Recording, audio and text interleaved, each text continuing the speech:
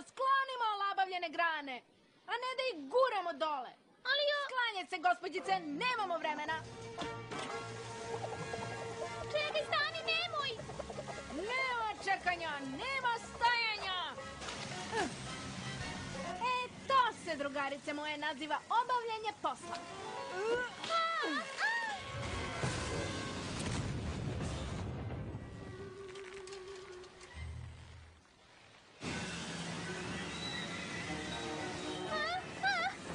Pokušala sam da ti kažem da će se srušiti tu.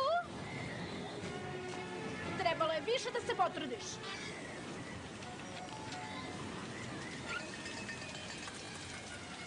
Jako mi je žao, Twilight. U redu je. U stvari nije u redu. Ogromna grana mi je u sred spavaće sobe. A u knjizi ne piše ništa o tome da na pidžama partiju treba da imam ogromnu granu. Ili bar ja to nisam našla. A vi, gospođice, šta to radite tamo? Čistimo nered koji je jedan poni napravio. Ko to beše? A da, ti!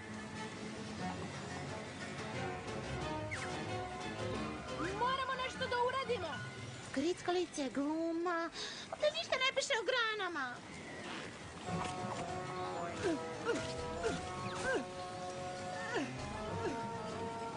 Rarity, sajme ponija, prestani da brineš o sitnicama i pomozi mi da se otarasim ovoga. Rekoh, dolazi ovamo da mi pomogneš. Slušaj, žao mi je, u redu? Šta si rekla? Rekla sam da mi je žao. Trebalo je da te poslušam kad si primijetila gdje će ova grana da završi. Tvoja dosadna pažnja ka detaljima bi nas spasila ovog haosa. Ali sada moraš da prestaneš da se pidlačiš i da mi pomogneš da podignem taj veliki detalj koji nas muči. Da li razumeš? Molim te. Ali sad ću se isprljati.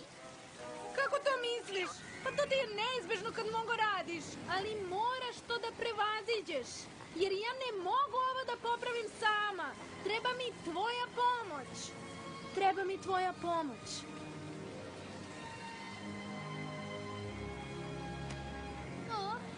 Uradimo to.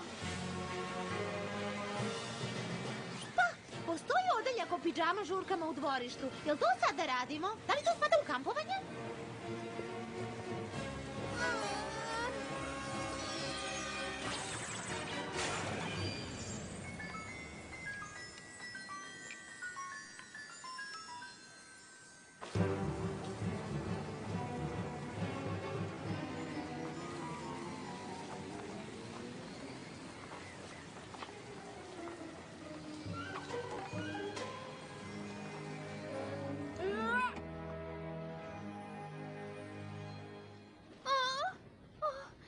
Izgledam užasno.